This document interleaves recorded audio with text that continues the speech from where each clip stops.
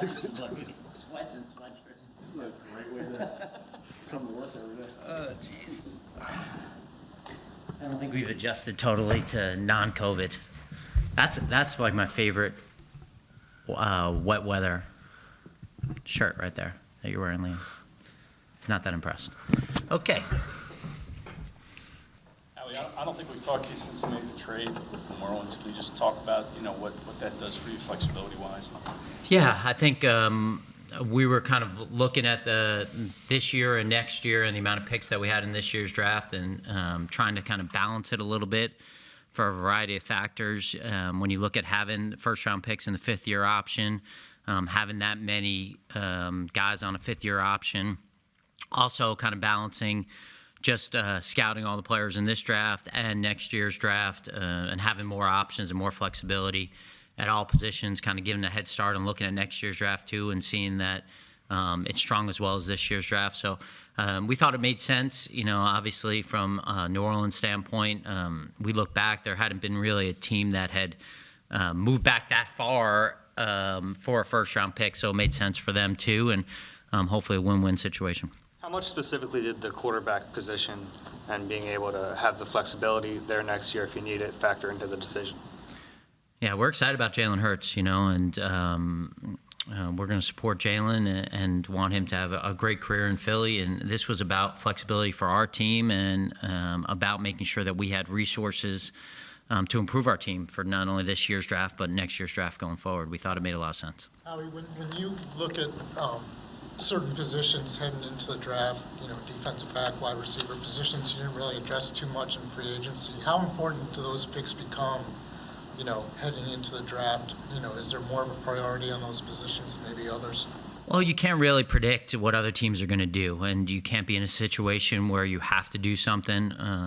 Certainly when you look at some of the mistakes that I've made personally, it's because you try to force something. So you can only do what the board allows you to do, and there's obviously a lot of time between now and the time the first game starts for us to continue to address the needs of this team. And we'll go into the draft and we'll follow the board. And we've had a lot of discussions, a lot of good discussions about the players in this draft. And we just got to make sure we take the best players and not look at the draft as just a short-term fix. How do you go into this draft with Brandon Brown with the Giants?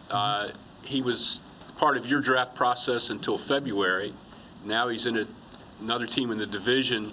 How big a problem is that for your draft situation, and is there any way to minimize it? Didn't I send him a thank you note for all he's done? Are you back? Well, Brady did it, so It's a line in the draft right there. Do you think he had that? He had that ready? He has it going. I was really just thinking about you being here, which was unexpected. So how did Brandon Brown affect us? Did you ask about Ian too, or just Brandon? Is this a problem for you in preparing for this draft? He knows a lot about what you're thinking and what your priorities have been up until February. How do you handle that? I think that's part of what happens when you lose good people is that when you have good people around you, you try to embrace that and have them as part of every discussion that's going on, whether it's about your team and your roster or about free agency or about the draft. But when you talk about February, too, there is that part of the process that Coach and his staff haven't totally dove into it yet. The final boards aren't set. You don't have this kind of seesaw of where you have obviously the scouting and the tape, but you don't also have all the information of the character and the intangibles and the testing. So to say that everything's exactly the same as it was when he and Ian left, it's not. Obviously, the coaches are a big part of our process, and really the amount of work the coaches do in this is a huge part of complementing the scouts, just like we talk about that seesaw with the tape and the testing. We also talk about having the coaches balance it with how they see guys in their scheme. So we miss Brandon, we miss Ian. Also happy for them and their families for the opportunity. And at the end of the day, whatever we got to do for this team, we'll continue to do. Talk specifically about positions of need. One in particular, safety, at least apparent to us. All right, but that being said, typically you go into the draft at least having those needs covered. Are you comfortable with Anthony Harris and Marcus Epps being your guys right now going into that draft? Well, I think we have other defensive backs there too. You know, we drafted Kayvon Wallace. We got 2 guys. We brought Andre in here from Indy. We got Jared Maiden here as well. And that's even before the draft. And obviously, you know, we got a long time till we play a game. But we like those guys. That's why we brought Anthony back. That's why we signed him in the first place. That's why we drafted Kayvon. Marcus is a guy who played a lot of football for us last year. We're excited about him too. And so, you know, I don't know that necessarily we perceive it the same way maybe that you described. To backtrack, Howie, to the loss of Ian and Brandon, you've talked about how this offseason you have a better sense of the coaching staff and what they want in terms of players. Is it fair to say that with those guys gone, the coaching staff, their voice carries a little bit more weight this draft process than last year? No, the coaching staff has always been our partners in this, and I think for us that was the same when Brandon and Ian were here. That's the same now. You know, I think for Coach and his staff, like being part of the process and giving us their perspectives is huge. I mean, at the end of the day, like as much as we could like a player, if there's not a scheme fit, if there's not a role, if there's not a vision, then it doesn't matter, you know, because we're not down on that field. And I think the partnership that we have with our coaching staff is special. It's been a really fun process, but the coaches also deferred to the fact that these guys spend a lot of time and know these guys really well. And our scouting staff, our coaching staff, the amount of hours they put in together. So, you know, I feel like it's very balanced in terms of the inputs from both those sides. Can I ask Nick? I want to involve Nick here a little bit. Thanks. What side of the football do you, as the head coach, think the team needs to improve more in the draft? Well, you know, you're always looking to make your team better as good as you possibly can, and you know, so you're looking at all accounts. And so I don't think it's fair for me to say, oh well, okay, offense is more important than defense, or defense is more important than offense. We're just looking, obviously, to get our team better, and how do you do that? You get that with good players. But that's not answering the question. Yeah, I mean, you danced do around have it a some little bit. thoughts on which side you think needs improvement, right? Again, going back to again, you think about the players that you need, the players that you want, but one thing I can say is, and again, I don't think that's fair for me to say right now. Again, I think 31 other teams would want me to give that answer to you, Howard. But and you know, with them listening. But one thing that is very important is obviously the talent of the player, but then also the characteristics of the player, right? And those are things that are there for you to find out in the scouting process. Do they have high football IQ? Do they have good character? Are they tough? Those are things that you really can see and find out. And then in addition, do they love football and are they competitive? And so, again, I think I've said this before, my experience is guys that have those 5 traits, they maximize their potential.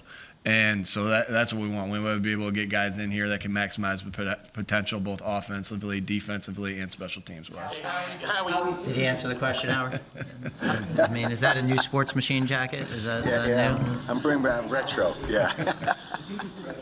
Experiences you've had with both Atlanta Dickerson and Sidney Jones, what variables do you take into account with these draft process injuries, and specifically with, say, David Ajabo or Jameson Williams?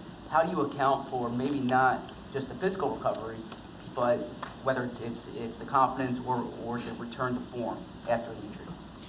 I think the more time you have between the injury and the draft, the more information you get. So for us, with Landon, the timing of that was a little different than the timing with Sidney, and it allowed you to see more of the progress of where it was based on the testing. Obviously, 2 different positions, different injuries, and so you take that all into account when you're looking at it, and then the value has to be right. You know, the value of the player and how we kind of feel the player fits for us, and what kind of player we think that player was pre-injury, how we base on our performance and our medical staff, who we have a lot of trust in, how they project that player to come back. And you know, the draft's guesswork as it is. You're talking about taking guys, changing their environment, moving them from college to the NFL, putting money in their pocket, giving them more free time, changing schemes, and now you have another variable. So you got to balance that as well. If you look at your first uncertainty, the top of the draft, obviously you're at 15, so you got to deal with 14 picks.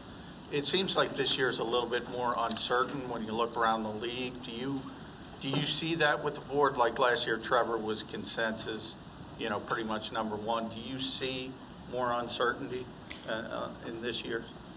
We see maybe the team's uncertainty about who particular teams are going to take, less so necessarily who we think those players would be, if that makes sense. Yeah, and that's what I was talking about. Those teams in front of you, do you have a better feel or a worse feel in a typical year for what they think? Is it more difficult is what I'm trying to say? Yeah, I think that there's consistency in terms of the players that we see going probably in the top 20. Now a couple of those could change, but I don't think it's so drastically different in terms of the players that are going to go in the top 20. I think where it will start to change is after that. I think you're going to see a lot of different boards, some guys that are going between 21 and maybe 51 where we pick in the second round. You'll see a lot of variables that go into those picks. To follow up on that too, is I've heard a lot of comparisons and seen a lot of comparisons from this draft to 2013. You seem very sure about how you see the draft playing out.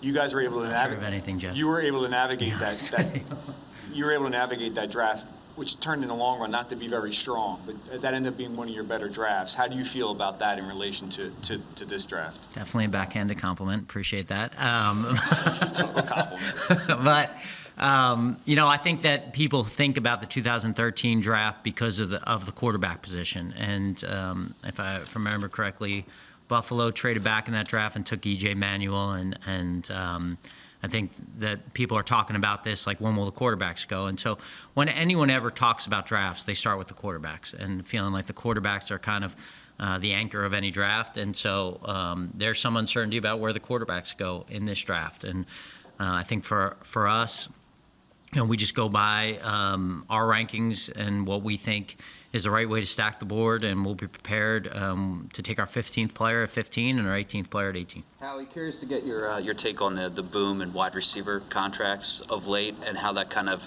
shapes your opinion of the value of drafting a wide receiver. Yeah, I think every year position kind of becomes like, I like that word, the boom. It's like the new mining town, right? It's like it becomes, you have pass rushers, you have offensive linemen, and now you got wide receivers. And so I think at the end of the day, we talked about this a little bit when we were at the league meetings. It's just, you got to make a decision, on what your priorities are in building the team, and whether you're going to kind of go with the flow or you're going to kind of figure out what is the most important thing for your team, and if there's some value in being different and figuring out what now is kind of the next area. And I think we spent a lot of time, Coach and I talk about this all the time, like, if we're going to be the same as everyone else, we're probably going to finish in the middle of the pack. And sometimes you got to take risks and you got to kind of stand out there and do something different than everyone else. And so that doesn't mean that there aren't right decisions to make at that position, but at the same time, if you're doing the same thing that everyone else is doing, you're probably, a step late. Howie, I'm curious about, you've been very active, obviously, on draft day with trades. Curious about the process. How much of that work happens before the draft? How much are you crafting those trades as things go on? Mm-hmm. How many different plans do you have? How many people are involved in all that? And just what that process is like? In the first round, we've always found that it's helpful to have those trades mapped out beforehand. And the way that goes isn't like, hey, we're definitely doing this. It's, if we're moving up, hey, if there's a player that we want that falls to that spot, here's what we would do. Are we good on the trade compensation? So that you pick up the phone and I say, hey, Nick, the guy's still there. You guys good? Yeah, trade's done. So you're not sitting there and going, we think it should be this, and they think it should be this and this. It's too hectic to do that in the first round. Now, after the first round, it's probably too hard to map those out. So when you get into the second round, third round, and beyond, it's those things do happen on the clock because they're simpler. But when it gets into the first round, all those conversations will be had before the fact. Even our trade last year was kind of, we kind of set parameters of what that was. And so when we picked up the phone and called Dallas, we kind of knew what the trade was going to be and what the price was going to be, and that we had discussed that. So I think that's the easier way to go in the first round, so you're not in a situation where, you guys are kind of scrambling, because there's a lot to do when you're in the first round. You move up, you take a pick, now you're on the clock. Now you got to get situated. You got to call in the trade. You got to make sure your guy's there. So that's how we do it. My feeling is that that's how a lot of teams do it, just based on the conversation we've had throughout the years. And I think it just makes it flow easier. How many different scenarios would you say you have, like, ready to go, ready to spring if it works out? We have 2 picks, right? So I think you're planning every scenario about who you'd move up for, who you'd be really comfortable staying, how many players you'd be comfortable staying, and what are the tiers that you'd move back for, and what you would take. Obviously, like there's a price that doesn't make sense to move back either. We're not going to move back 10 picks for a 5th round pick. So I think that at the end of the day, you kind of go through all those and you have a really good sense of what you want to do. And I think for us and New Orleans, that was one of the comforts of the trade. Like we both knew what we were comfortable for. It didn't really matter what the trade chart said. They were comfortable with the deal and we were comfortable with the deal. And I think those are the best trades. Going back to the wide receivers, you guys have used early picks on them the last couple of years. Are there lessons you can take away from those picks? And you've talked about how hard they are to evaluate. Is there something you can take away from the last few years? Yeah, I think you're constantly evaluating the things that you do wrong, and you also want to learn from the things you did right and the lessons that you have from that. And we discussed that a lot about the scenarios where we've done good things, and I'll obviously, this is a hard process. Like you're going to mess things up, but what can you learn from those picks that didn't work out? I would say, with Jalen. Obviously, I know he gets a lot of attention in the city, and I know he's working his butt off. And, when you look back, we were having this conversation this morning with our strength and conditioning staff. Like that was a hard year for some guys because you had COVID, you didn't have an off-season program. And so, sometimes the book isn't necessarily written on all those guys. When you look at linebackers this year, it seems like they're not that many being talked about as much as like Devin Lloyd and like Kobe Dean. What do you feel about, like, from general manager's perspective, what do you feel like the value seems to be going down with those guys in that position? Do you ever foresee it being cyclical and them being up there? There's different guys at that position, and when you talk about off-ball linebackers, their value in the passing game is important, and so there's different values in the passing game. Obviously, pressuring the quarterback, being able to blitz and create pressure is a part of that too, but being able to match and mirror routes, being able to make plays in the passing game, I think is an important part of that too. Being instinctive. So you're talking about really good players that you just mentioned, obviously, and I don't know what the attention's going on in the media, but I know this is a good linebacking class, and I think there'll be a lot of good players that come out. If you look at your first rounds over your career as GM, you've done better in pre-14 picks versus post-14. Clearly, that's going to happen more often than not.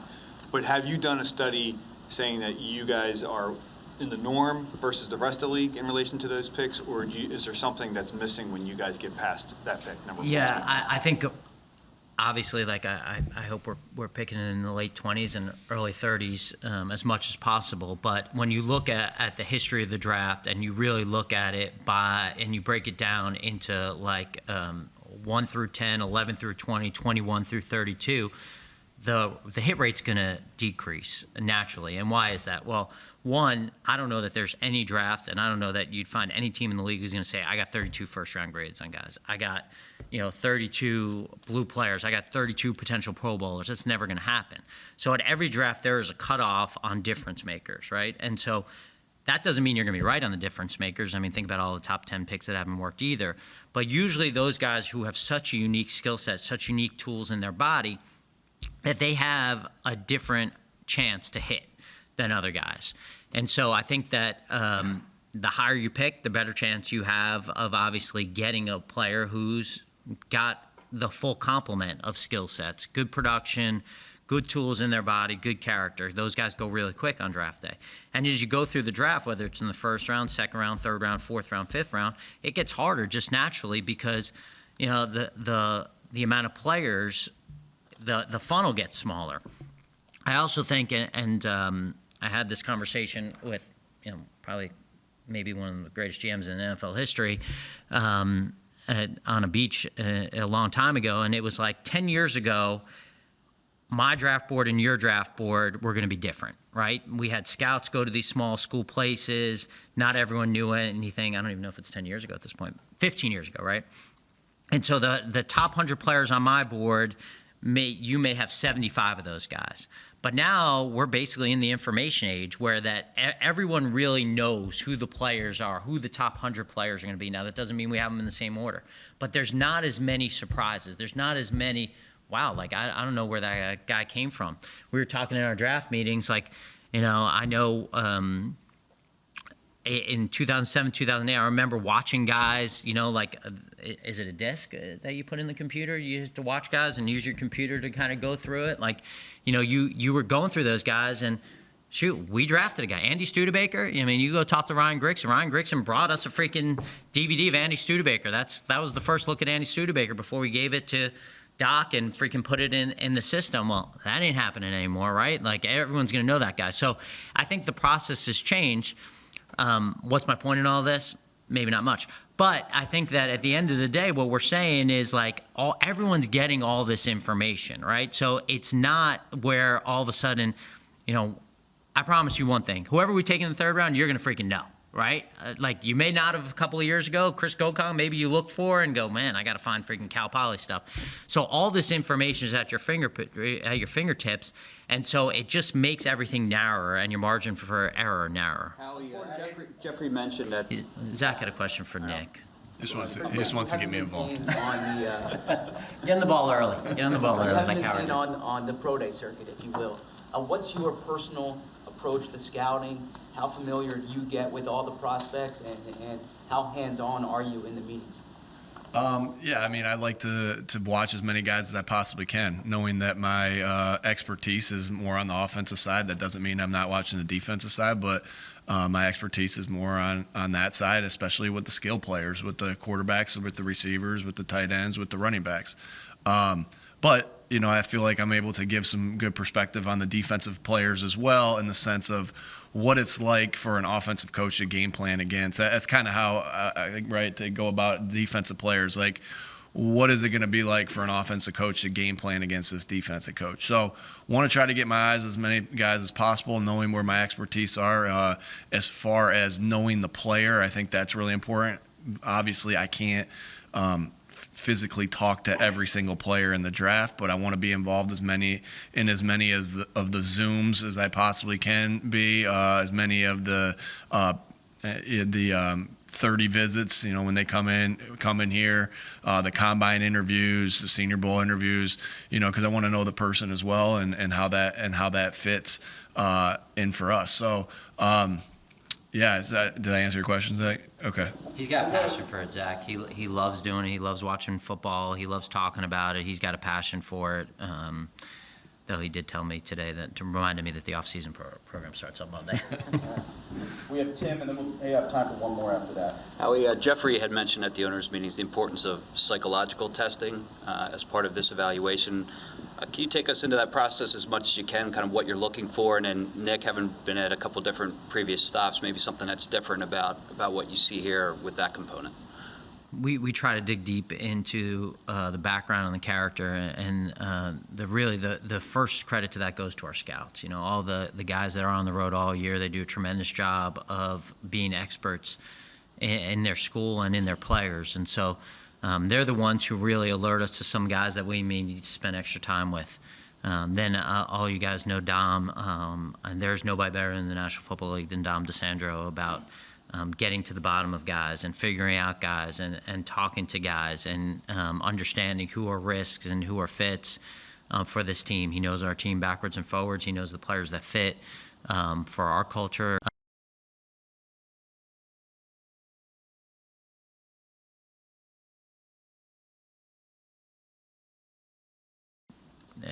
Talk to the guys that we have some questions on and try to get to the bottom of it. It's Coach and I can think we're good interviewing players, but at the end of the day, like, we didn't go to school for it. We don't have that area of expertise, and so we try to do that and really put up, just like we do a player evaluation, we try to do a character evaluation on all these guys. And now some of them are easy, right? Like, some of them are really easy. It's not too hard to figure out. A 3-time captain, in the SEC, and Devontae didn't take long to figure out, right? Like Landon didn't take long to figure out.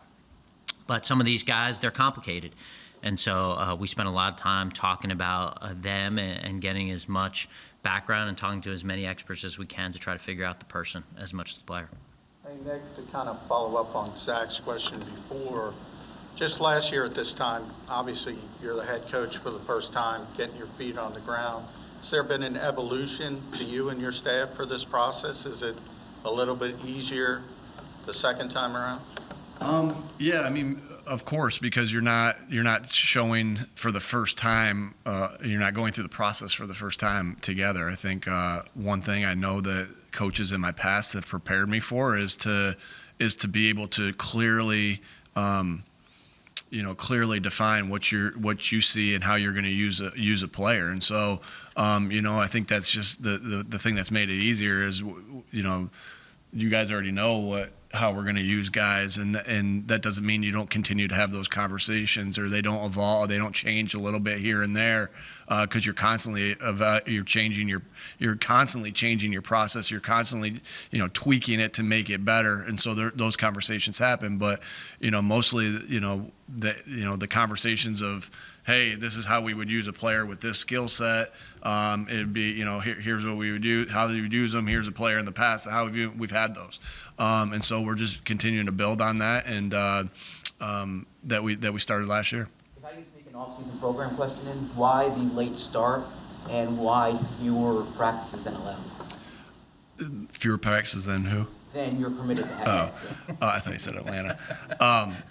Well, again, everything that we do is going to be thought out of with the players' health and safety in mind very first, and so that was one thing we felt like we did a good job last year of staying healthy, for different reasons and different thoughts and everybody's voices going into it. I got to make the decision on as far as what the final decision is, but we really felt like we benefited from some of those things that we did last year of the time length of the things that we did. We felt like we were able to get what we needed to get done in those weeks that we had last year.